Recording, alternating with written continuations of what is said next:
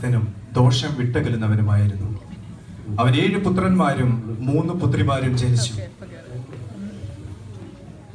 അവൻ 7000 ആടും 3000 ഒട്ടകവും 500 കാളയും 500 പെൺകഴുതയുമായ മൃഗസമ്പത്തും ഏറ്റവും വളരെ ദാസജനവും ഉണ്ടായിരുന്നു. അങ്ങനെ അവൻ സകല പൂർവ്വ ദിഗ്വാസികളിലും മഹാനായിരുന്നു. അവന്റെ പുത്രന്മാർ ഓരോരുത്തൻ താന്താന്റെ ദിവസത്തിൽ താന്താന്റെ വീട്ടിൽ വിരുന്ന് കഴിക്കുകയും തങ്ങളോട് കൂടെ ഭക്ഷിച്ച് പാനം ചെയ്യുവാൻ തന്റെ സഹോദരങ്ങളെയും ആളയച്ച് വിളിക്കുക ചെയ്യുക പതിവായിരുന്നു.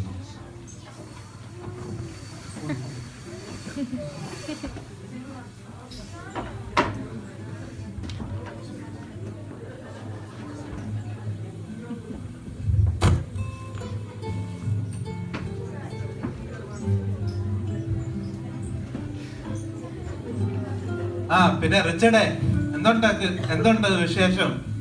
വിശേഷമൊന്നുമില്ല ചേട്ടാ, സുഖമായിട്ടിരിക്കുന്നു. ജോലിയൊക്കെ എങ്ങനെ പോകുന്നു? ഒന്നും പറയണ്ട, ഭയങ്കര തിരക്ക്. നിന്റെ പിള്ളേരോ വഴക്കാന്ന് കേട്ടായിരുന്നു. അവർക്ക് വയസ്സായി ഒന്നില്ല, ഇപ്പൊ സ്കൂളിൽ പോകാൻ തുടങ്ങി. മേരിക്കുട്ടി, നീയോ സുഖമാണോ? ആൻഡ്രേ, എന്തുണ്ട് വിശേഷം? എടാ, നിന്നോടൊന്നും ചോദിക്കണ്ട. മക്കളെ എന്താപ്പായി? എല്ലാരും ഉണ്ടല്ലോടാ? ഉണ്ടാപ്പാ. കഴിക്കുമായിരിക്കും. കഴിച്ചോ എല്ലാരും? നന്നായി കഴിച്ചു. ചോദിക്കണ്ടല്ലോ, കണ്ടാ അറിയാലോ. കൊള്ളാലോ. എന്റെ അമ്മ എന്ത് ചെയ്യടാ? കൊച്ചാമ്പോ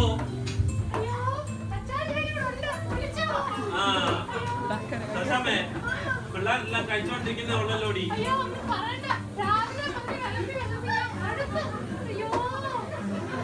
ഇന്നത്തെ ദിവസത്തിന്റെ പ്രത്യേകത അറിയാമോടി? ഈ പിള്ളേരെല്ലാം തിന്നും കുടിച്ചു ഇരിക്കുന്നേ ഉള്ളോ? അവന്റെ പഴന്തീറ്റ് കണ്ടില്ലയോ? ഇതൊക്കെ നിർത്തി വെച്ചിട്ട് യാഗം കഴിക്കാനുള്ള സമയമായടാ. It's so boring, Daddy. എന്റെ മക്കളെ, ഈ അപ്പച്ചൻ ഇങ്ങനൊക്കെ പ്രാർത്ഥിച്ചും യാഗം കഴിച്ചും ഒക്കെയാ ഈ ഒരു നിലയിലായത്. നീയൊക്കെ ഇതൊക്കെ നിർത്തിയിട്ടുണ്ടല്ലോ. ദൈവത്തെ വിളിച്ചും പ്രാർത്ഥിച്ചും ഒക്കെ നിന്നാ മാത്രമേ നമുക്ക് എന്തെങ്കിലുമൊക്കെ ഉണ്ടാവത്തുള്ളൂ. മനസ്സിലായോ? ദൈവത്തെ വിളിക്കുന്ന കാര്യം ആരും മറക്കരുത്, കേട്ടോടാ?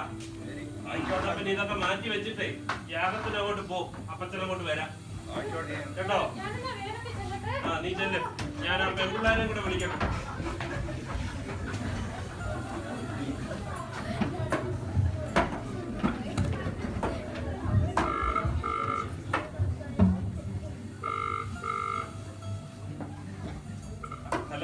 ഹലോ പപ്പ. സിസ്ലി മോളെ. അതെ പപ്പ, എന്തുകൊണ്ട് ഡാഡി വിശേഷം? ഒന്നുമില്ലടി, എന്തുകൊണ്ട് വിശേഷം? സുഖമായിരിക്കുന്നു ഡാഡി, അവിടെയോ? ഇവിടെ സുഖമായിട്ടിരിക്കുന്നു, പിള്ളേരൊക്കെ വന്നിട്ടുണ്ട്. ഓ, സന്തോഷമായിരിക്കുമല്ലോ.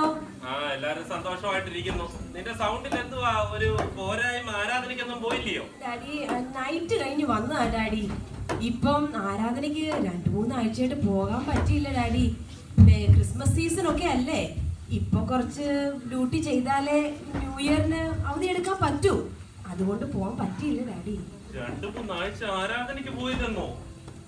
എടി മോളെ, നിന്നെ കെട്ടിച്ചു വിടുന്നതിന് മുമ്പ് നീ ഒരാഴ്ച മുടക്കിയിട്ടുണ്ടോ ആരാധന? എടി മോളെ, ഡ്യൂട്ടിയൊക്കെ പിന്നെയും വരും.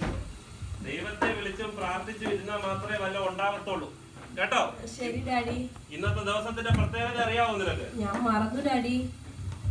ഇന്ന് യാഗം കഴിക്കേണ്ട ദിവസമാ. ഞാനും പിള്ളേരും കൂടി ഇവിടെ യാഗം കഴിക്കാൻ പോവാ. 11 മണിയാകുമ്പോ നീ പിള്ളേരെ വിളിച്ചോണ്ടിരിക്കും, പ്രാർത്ഥിക്കാം. ശരി ഡാഡി. പിന്നെ ഞാൻ മോളി കുട്ടിയെ വിളിക്കാൻ നോക്കുക. രാവിലെ തൊട്ട് കാനഡയിൽ കിട്ടുന്നില്ലേ? നീ അവളെ വിളിച്ചിട്ട് അവളും പിള്ളേരെ കൊണ്ട് പ്രാർത്ഥിക്കാതിരിക്കാൻ പറ. എങ്കിൽ ഞാൻ ചേച്ചിയെ വിളിച്ചാ സംസാരിക്കാൻ ഡാഡിയെ. എന്നാ പിന്നെ ശരി, മുടക്കണ്ട കേട്ടോ? ശരി ഡാഡി. ശരി എന്നാ. ഓക്കെ. ഇയ്യോബും തന്റെ മക്കളും യാഗം കഴിക്കുവാനായി യാഗസ്ഥലത്തേക്ക് കടന്നുപോകും.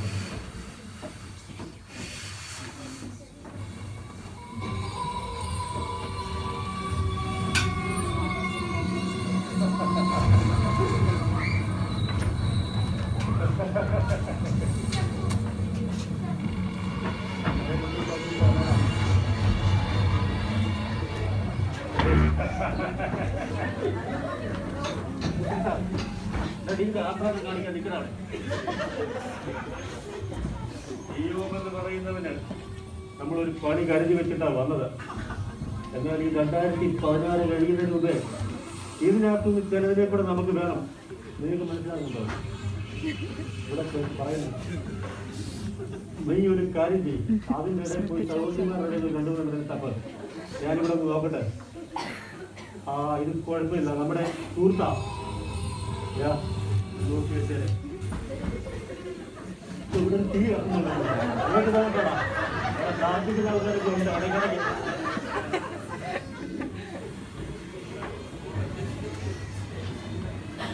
ഇത് നമ്മുടെ ഒരു സഹോദരിയാണ്. ഇതുപോലെ അച്ഛൻ അത്യാവശ്യം കിടന്ന് ഉറങ്ങുന്ന ഒരു സഹോദരിയാണ്. ഇത് നോക്കി വെച്ചാൽ അറിയാ സഹോദരി.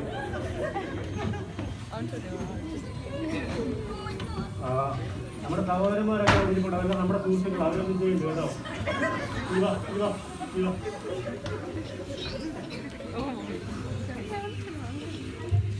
അവിടെ ഒരു കൊച്ചിനെ എടുത്തോണ്ട് സഹോദരി നിപ്പുണ്ട്.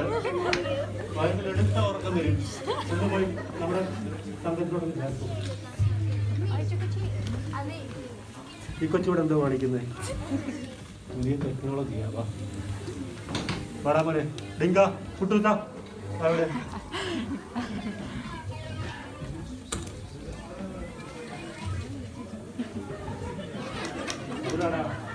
യോഗിന്റെ ഫലം സൂക്ഷിച്ചിരിക്കണം. വളരെ സന്തോഷമാണ്.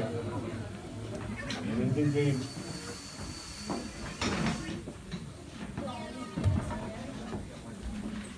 സാത്താനെ, നീ എന്താ ഇവിടെ? നീ എവിടെ നിന്ന് വരുന്നു?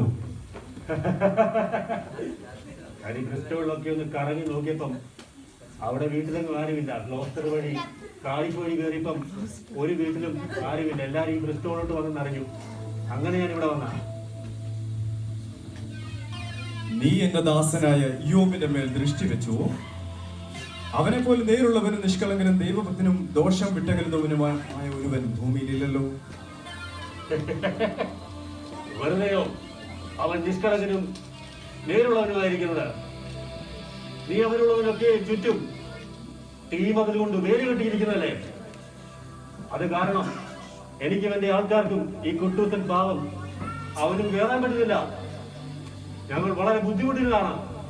എന്നാൽ നിന്റെ കൈ നീട്ടി നീ അവന്റെ വേലി ഒന്ന് പൊളിച്ചുകളാം. അവന്റെ നന്മകളെയൊക്കെ ഒന്ന് തൊട്ടു നോക്ക. അപ്പോൾ അവൻ നിന്റെ മുഖത്ത് നോക്കി നിന്നെ തെളിച്ചു പറയും. സാത്താനെ, ഇതാ ഇയ്യോബും അവനുള്ളതൊക്കെയും നിന്റെ കയ്യിൽ തന്നിരിക്കുന്നു. അവന്റെ മേൽ മാത്രം കയ്യേറ്റം ചെയ്യില്ല.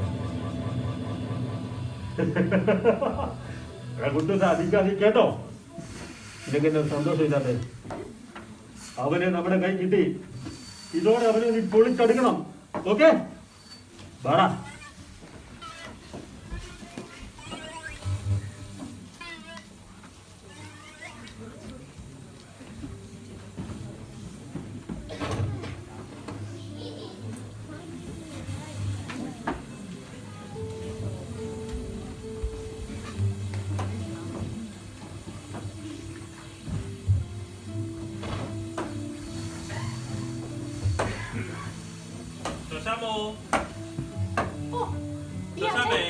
അച്ഛനോട് ഞാൻ പറഞ്ഞു ശോശാമ്മേ ശോശാമ്മേ എന്നെ എപ്പോഴും എപ്പോഴും വിളിക്കലെന്ന്. ശോശോന്നൊന്ന് വിളിച്ചാ പോരെ?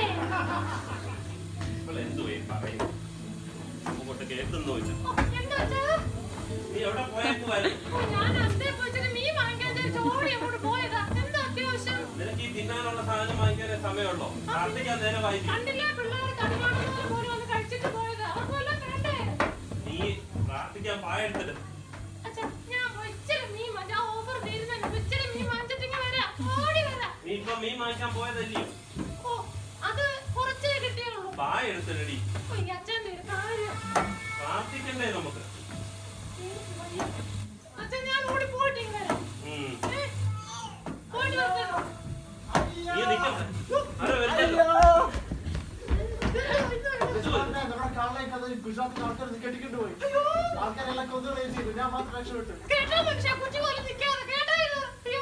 എന്റെ കർത്താവേ,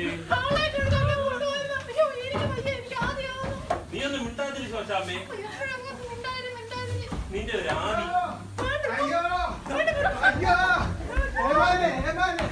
നമ്മുടെ ഗ്രോസറിലെ ആടുകളും വേലക്കാരും എല്ലാം ആകാശത്ത് നിന്ന് തീ വന്ന് നശിച്ചു പോയി. അയ്യോ! ഞാൻ മാത്രമേ രക്ഷപ്പെട്ടുള്ളൂ. അയ്യോ, ഓടും പോയി. എന്തോ മനുഷ്യൻ കേൾക്കുന്നത്. നമുക്ക് ആ പോലീസിനെ ഫയർ ട്രക്കിനെ വിളിക്കണം.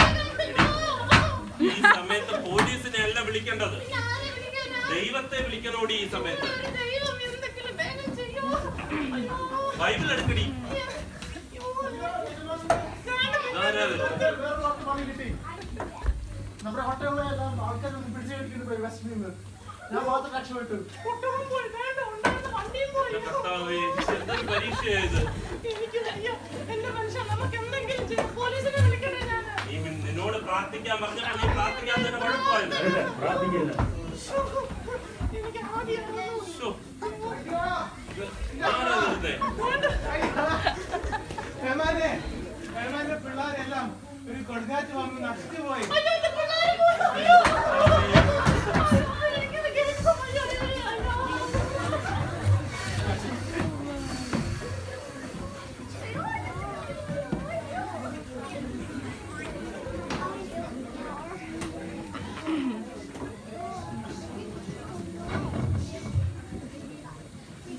ഈ സംഭവിച്ചതിലൊന്നും യോബ് പാപം ചെയ്യുകയോ ദൈവത്തിന് ദോഷത്വം ആരോപിക്കുകയോ ചെയ്തില്ല.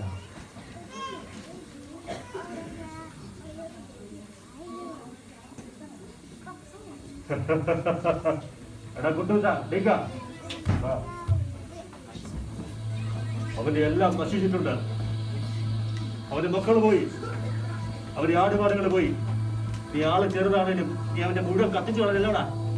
സാത്താനെ, കൊള്ളാം. നീ എന്റെ ദാസനായ ഇയ്യോബിന്റെ മേൽ ദൃഷ്ടി വെച്ചുവോ? അവനെ പോലെ നിഷ്കളങ്കൻ ആരുമില്ലെന്ന് നിനക്കറിയില്ലേ? അവൻ തന്റെ ഭക്തി മുറുകെ പിടിച്ചുകൊണ്ടിരിക്കുന്നു. നീ വെറുതെ അവനെ ദണ്ഡിപ്പിക്കുകയാണോ?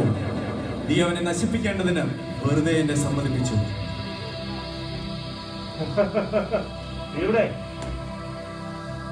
വെറുതെയോ അവൻ ഭക്തനായിരിക്കുന്നത്? തൊക്കിന് പകരം തൊക്ക്. ഒരു ജീവന് വേണ്ടി ആരും എന്തും ത്യജിച്ചു കളയാൻ തയ്യാറാവും. നീ നിന്റെ കൈ നീട്ടി അവന്റെ പ്രാണനെ ഒന്ന് തൊട്ടു നോക്ക്. അപ്പോൾ അവൻ നിന്റെ മുഖത്ത് നോക്കി നിന്നെ ത്യജിച്ചു പറയും. സത്യം നോക്ക്. സാത്താനെ, നീ യോബിന് വേണ്ടി വീണ്ടും എന്നോട് അവകാശം ചോദിക്കുകയാണോ? പറ. എങ്കിലിതാ അവൻ നിന്റെ കയ്യിലിരിക്കുന്നു. അവന്റെ പ്രാണനെ മാത്രം തുടരുന്നു. ഒരു തവണ അവൻ നമ്മുടെ കയ്യിൽ നിന്ന് പാടി. നീ നല്ല ജോലി ചെയ്തു. പക്ഷെങ്കിൽ ഈ തവണ അവൻ ദൈവത്തെ ത്യജിച്ചു പറയണം, കേട്ടോ? പോയി അവനെ തകർക്ക്. വാ.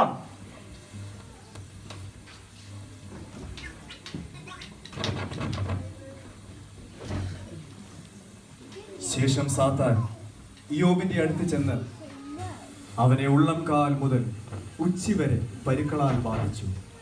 താൻ വലിയ കഷ്ടത്തിലായി.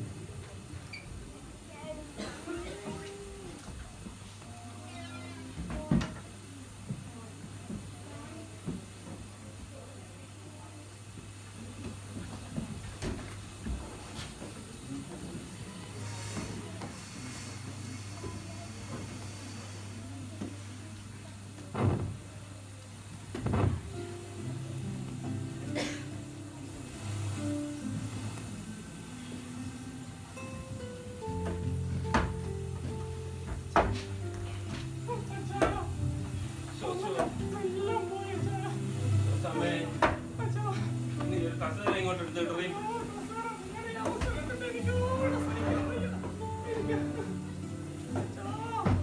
കസേര പിടിക്കടി.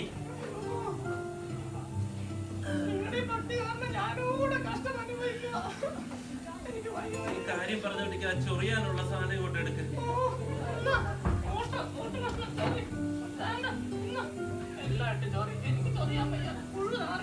ഇവിടെ ഒന്ന് ചൊറിയടി. അയ്യോ, തന്നെ അങ്ങ് ചൊറിഞ്ഞാ മതി. ഓ, എന്റെ മനുഷ്യ, നിങ്ങളാണെങ്കിലും നമുക്ക് ആയുർവേദത്തെ വല്ലതും കൊണ്ട് കാണിക്കാം. രാവിലെ പ്രാർത്ഥന ചൊറിച്ചില്ല. ഈ ചൊറിയിച്ചിറങ്ങി മതി. നിങ്ങളും ചാവും, ഞാനും ചാവും. കണ്ടില്ല എല്ലാം പോയത്. അയ്യോ. നീ ആ വേദ വേദപുസ്തകം എടുത്ത് വായിക്കാൻ നോക്കൂ ശോശാമ്മേ. എന്നാ, ഞാൻ നിങ്ങൾക്ക് വേദോസം തരാം. ഞാൻ ഇനി വായിക്കുന്നില്ല, ഒന്നുമില്ല. ഞാൻ കഴിക്കുന്നു.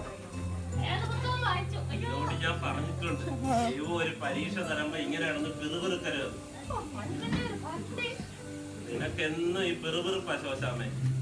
നിങ്ങളൊന്ന് നോക്കിക്കേ, ജീവിതത്തില് ഉണ്ടായിരുന്ന വണ്ടി പോയി, കാള പോയി, ബസ് പോയി, ആടുകൾ പോയി, സകല യജമാനും പോയി, അവസാനം പിള്ളേരും പോയി. നമ്മള് മാത്രം ദേഷിച്ചിട്ടുണ്ട്. അയ്യോ, ഇങ്ങനൊക്കെ വരുന്നതിന് ദൈവത്തിന് ഒരു പദ്ധതി ഉണ്ട്. ഞാനിനി നിങ്ങളോട് സംസാരിക്കുന്നില്ല. പോ. ദൈവത്തിന്റെ പദ്ധതി കൊണ്ടാ ഇങ്ങനൊക്കെ വരുന്നത്. ഞാൻ പറഞ്ഞില്ല, ഞാനിനി നിങ്ങളോട് ഇതിനെ കുറിച്ച് സംസാരിക്കുന്നില്ല. ആ, ഇത് അവിടെ ഒരു എന്തോ ഒരു ഇത് കാണുന്നല്ലോ. എന്തുവാ? ആരോ വരുന്നുണ്ടല്ലോ, വിരുന്നുകാരോ? പാപ്പച്ചോ വാടാ. ആരാ? ഇവിടെ അല്ലായിരുന്നോ ആ പീറ്ററിന്റെ വീടുണ്ടായിരുന്നേ, അയ്യോബിന്റെ മോൻ? ഇവിടെ അല്ലായിരുന്നോടാ? അപ്പുറത്താ നിനക്ക് അയ്യോബിന്റെ വീട്? അതിനങ്ങേപ്പുറത്താണ്. ഓക്കെ. ആ ആ ആ. ഇവിടെ അങ്ങാണ്ട് ഒരു ഇയ്യോബിന്റെ വീടുണ്ടായിരുന്നോ, ഞങ്ങളുടെ പഴയ കൂട്ടുകാരനാ. ഇവിടെ അറിയാമോ, കണ്ടിട്ടുണ്ടോ? ഇവിടെ ഇയ്യോബിന് വയ്യാതായെന്നൊക്കെ പറയുന്നത് കേട്ടു. Okay okay. ആർക്കും അറിയാം. ഞാൻ മേടിക്കാനിരുന്ന ഫാമാണ്. അവന്റെ മോന് മേടിച്ചു കൊടുത്തു. മേടിക്കാഞ്ഞ കാര്യമായി, ദൈവഹിതമായിരുന്നു. അയ്യോ, ആ കൊള്ളാം, നല്ല നാടാ കേട്ടോ. ശോശാമ്മേ, ആ, ചായ ഇങ്ങ് എടുക്കടി. എന്നെ ഇല്ലാതെ ഇവിടെ ചായയില്ല. കട്ടൻ കാപ്പിക്ക് കാപ്പിപ്പൊടി പോലില്ല. അപ്പഴാ ചായ. ഇതാരാ ഈ വന്ന് നിൽക്കുന്നേ? അയ്യോ, ഇതാരാ? അയ്യോബേ. യോനാച്ചനല്ലയോ? അതെ, തമ്പിച്ചനും ഉണ്ടല്ലോ. പുറമെ നിൽക്കുന്ന കാണാൻ പാപ്പച്ചനാടാ. പാപ്പച്ചനോ? കൊച്ചു പയ്യനും ഉണ്ടല്ലോ. റെഡിയാടാ.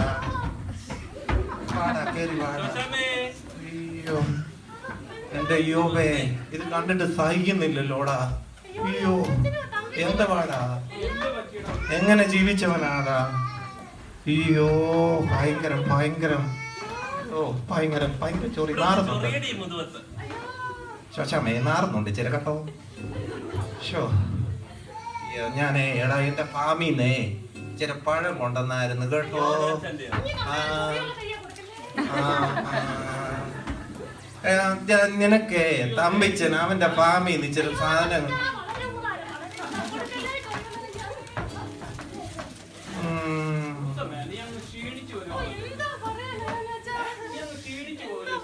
ശോശാമ്മോ, നീ പോയി ചായ ഇട്.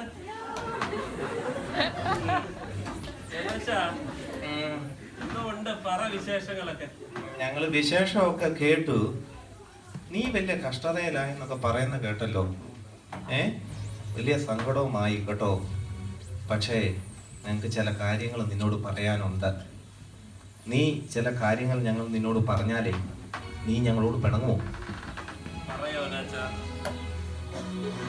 നീ ശരിക്കും ഭക്തനായിരുന്നെങ്കിലേ നിനക്കിത് സംഭവിക്കുമായിരുന്നു.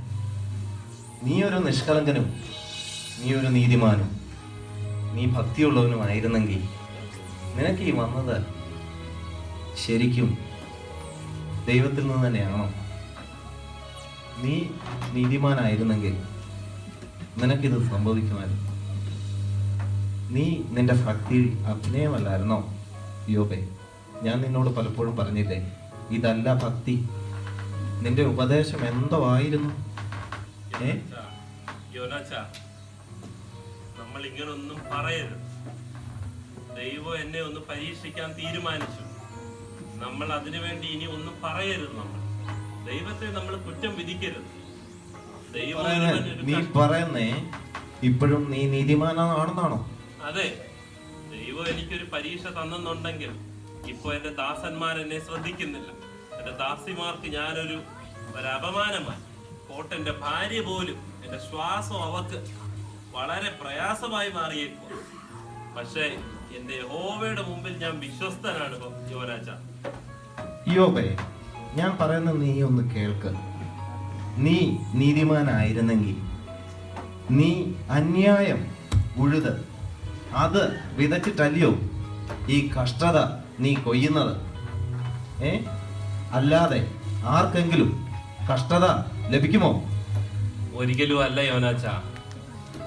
ദൈവം ഒരുവന് കഷ്ടത കൊടുക്കാൻ ദൈവം തീരുമാനിച്ചാൽ മാത്രമേ കഷ്ടത കൊടുക്കത്തുള്ളൂ. നിനക്ക് ഞാനിത് പറഞ്ഞാൽ മനസ്സിലാകത്തില്ല. നിന്റെ മക്കൾ രക്ഷകനില്ലാതെ ഒരു തുള്ളി വെള്ളം കുടിക്കാനില്ലാതെ മരിച്ചു പോയിട്ടും നീ നിന്റെ ഭക്തി വിട്ടുകളയുന്നില്ല. നീ നിന്റെ സഭയുടെ മുമ്പിൽ നിന്റെ പാപം ഏറ്റുപറഞ്ഞ്, നിന്റെ രഹസ്യപാപം ഏറ്റുപറഞ്ഞ് നീ താണു വീണ് ദൈവസന്നിധി കര. നിന്റെ ഈ പഴുപ്പിൽ നിന്നും നിന്റെ ഈ കഷ്ടതയിൽ നിന്നും ദൈവം നിന്നെ വിടുവിക്കുമായിരിക്കും. ഇല്ലയോ ഇല്ലയോ തമ്പിച്ച? അതേനെ, നീ ഈ പറയുന്നത് ഞങ്ങൾ മിണ്ടാതിരിക്കുന്നതാണോ ഈ പറയുന്നത്? ഈ ചർച്ചിൽ എന്നോ ഉപദേശവും എന്നോ പറച്ചിലുമായിരുന്നു. നീ മാത്രമേ ഉള്ളൂ ഈ ലോകത്തിൽ വിശുദ്ധൻ. എന്താ യോബേ? നമ്മളിങ്ങനൊന്നും പറയരുത്. ദൈവസന്നിധിയിൽ നമ്മളിങ്ങനെ പറയരുത്. എന്റെ യഹോവ എനിക്കൊരു കഷ്ടത വരുത്തി, പക്ഷേ ഞാൻ ഇപ്പോഴും വിശ്വസിക്കുന്നു. ഞാൻ എന്റെ സ്വന്തം കണ്ണാൽ ഞാൻ യഹോവയെ കാണും. നീയെങ്കിലും ഒന്ന് പറഞ്ഞ് മനസ്സിലാക്കേണ്ട പാപ്പച്ച. ഇല്ല, എന്റെ ഈ സ്വന്തം കണ്ണാൽ ഞാൻ യഹോവയെ കാണും. കണ്ടിടും കണ്ടിടും പ്രിയനെ ഞാൻ കണ്ടിടും, അന്യനല്ല സ്വന്ത കണ്ണാൽ തന്റെ മുഖം കണ്ടിടും. കണ്ടിടും കണ്ടിടും പ്രിയനെ. പാപ്പച്ച നീ ഒന്ന് പറഞ്ഞ് മനസ്സിലാക്കുക. യോബേ, നിന്റെ പാട്ടൊക്കെ ഒന്ന് നിർത്തുന്നേ. ഇനി ഞാൻ പറയുന്നൊന്ന് കേൾക്ക്. യോബേ, ഞാൻ പറയുന്നൊന്ന് കേൾക്ക്. നീ തെറ്റ് ചെയ്ത് കാണും, അതുകൊണ്ട് അദ്ദേഹം നിന്നെ ശിക്ഷിക്കുന്നത്. നിന്റെ മക്കളും തെറ്റ് ചെയ്തിട്ട് അദ്ദേഹം അവരെ ശിക്ഷിച്ചേ. എടാ, നീ നീതിയുള്ളവനായിരുന്നെങ്കിൽ ദൈവം നിന്നെ ശിക്ഷിക്കത്തില്ലായിരുന്നു. പാപ്പച്ച, ഒരിക്കലും അല്ല. ദൈവം നീതിമാനാ. ഞാൻ ദൈവസന്നിധിയിൽ ഞാൻ എന്റെ നീതിയെ ഒരിക്കൽ തെളിയും. നിക്കണം, ഒരു മിനിറ്റ്. നീ ഒന്ന് പറയുന്നത് കേക്ക്. ഒരുവന്റെ പ്രാർത്ഥിക്കത്തിലാണ് ദൈവം അവനെ സഹായിക്കുന്നതും താങ്ങുന്നതും ചെയ്യുന്നത്. ഒരുവന്റെ ഒരുവന്റെ ആരംഭത്തേക്കായി അവന്റെ അവസാനമാണ് നല്ലത്. എടാ, നിന്റെ കാര്യത്തിൽ എന്റെ ദൈവകൃപ നഷ്ടപ്പെട്ടു പോയി. ഇനിയെങ്കിലും നീ മാനസാന്തരപ്പെട്ട് ദൈവത്തെ വിളിച്ചപേക്ഷിക്കണം. പാപ്പച്ച, ദൈവം ഒരു പരീക്ഷ വരുത്തിയാൽ അതിന് ഞാൻ പൊന്നുപോലെ ഞാൻ പുറത്തു വരും. ഞാൻ നീതിമാനാ. Please, I would like to say something. Please listen. Job, why are you suffering like this? If only you have done something wrong, you are suffering like this. God answers every man according to what his works is. So why are you suffering like this?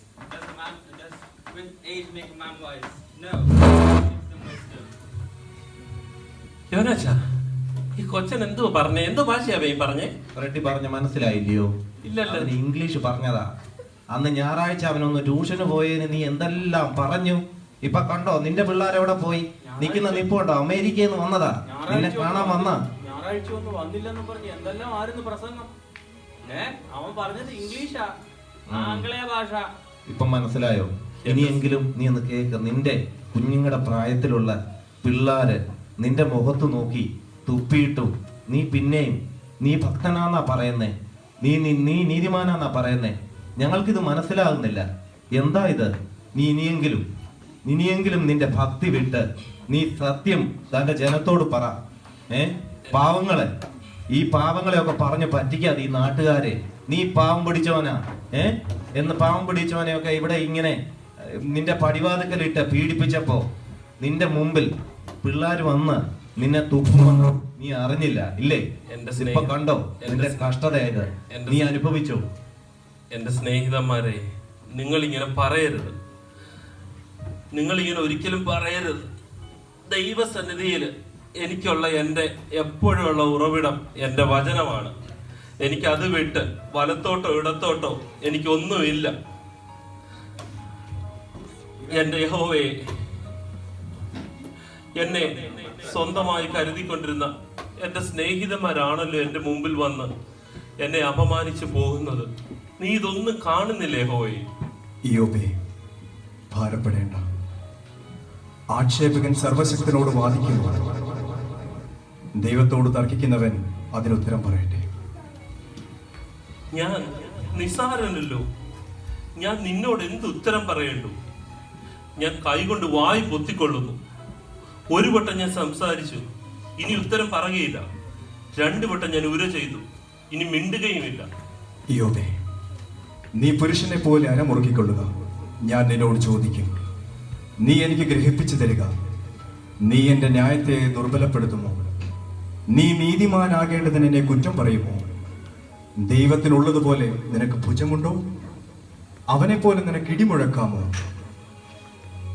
മഹാനക്രത്തെ നിനക്ക് ചൂണ്ടലിട്ട് പിടിക്കാമോ? അതിന്റെ നാവ് കയറുകൊണ്ട് അമർത്താമോ? അതിന്റെ മൂക്കിൽ കയറു കോർക്കാമോ? അതിന്റെ അണയിൽ കൊളുത്ത് കടത്താമോ? പക്ഷിയോടെന്ന പോലെ നീ അതിനോട് കളിക്കുമോ? അല്ല, ഞാൻ മടക്കി കൊടുക്കേണ്ടതിന് എനിക്ക് മുമ്പ് കൂട്ടി വായ്പ തന്നതാണ്. ആകാശത്തിന് കീഴിലുള്ളതൊക്കെയും എന്റേതല്ലയോ യോവേ? നിനക്ക് സകലവും കഴിയുമെന്ന്, നിന്റെ ഉദ്ദേശം ഒന്നും അസാധ്യമല്ലെന്ന് ഞാൻ അറിയുന്നു. അറിവ് കൂടാതെ ആലോചനയെ മറിച്ച് കളയുന്നവരിവനാ. അങ്ങനെ എനിക്ക് അറിഞ്ഞുകൂടാതെ വണ്ണം അത്ഭുതമേറിയത് ഞാൻ തിരിച്ചറിയാതെ പറഞ്ഞുപോയി. ഞാൻ നിന്നെ കുറിച്ചൊരു കേൾവി മാത്രമേ കേട്ടിരുന്നുള്ളൂ. ഇപ്പോഴും എന്റെ കണ്ണാൽ നിന്നെ കാണുന്നു. ആകയാൽ ഞാൻ എന്നെ തന്നെ വെറുത്ത് പൊടിയിലും ചാരത്തിലും കിടന്ന് അനുദപിക്കുന്നു. യോബേ, നീ എനിക്കിഷ്ടമുള്ളത് ചെയ്തു. എന്നാൽ നിന്റെ സ്നേഹിതന്മാരോട് എനിക്ക് കോപം ജ്വലിച്ചിരിക്കുന്നു.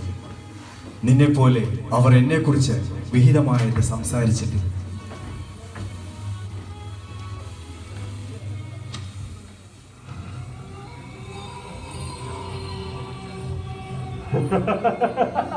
എടാ കുട്ടൂസാ, വാടാ.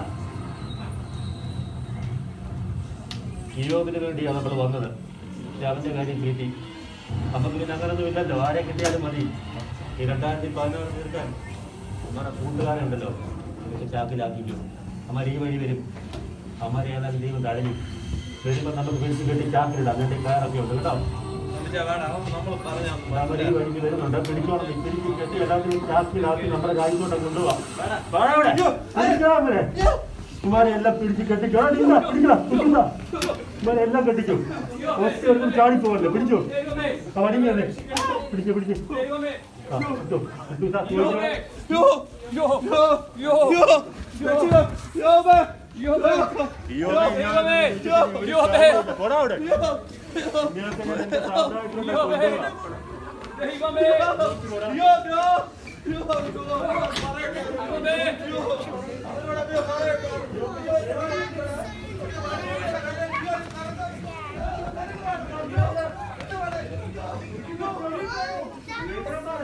യോബ് തന്റെ സ്നേഹിതന്മാർക്ക് വേണ്ടി പ്രാർത്ഥിച്ചപ്പോൾ യഹോവ അവന്റെ സ്ഥിതിക്ക് ഭേദം വരുത്തി മുമ്പേ ഉണ്ടായിരുന്നതിനൊക്കെയും ഇരട്ടിയായി പ്രതിഫലം കൊടുത്തു. ഇങ്ങനെ യോബിനെ തന്റെ പിൻകാലത്തേക്കാൾ ഏറ്റവും അധികമായി ദൈവം അനുഗ്രഹിച്ചു.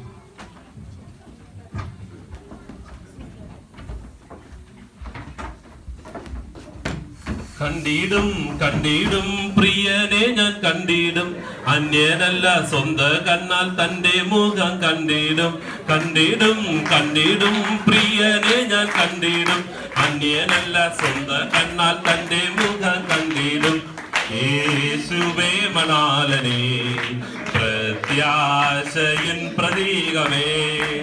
യേശുവേ മണാലനേ, പ്രത്യാശയിൻ പ്രതീകമേ.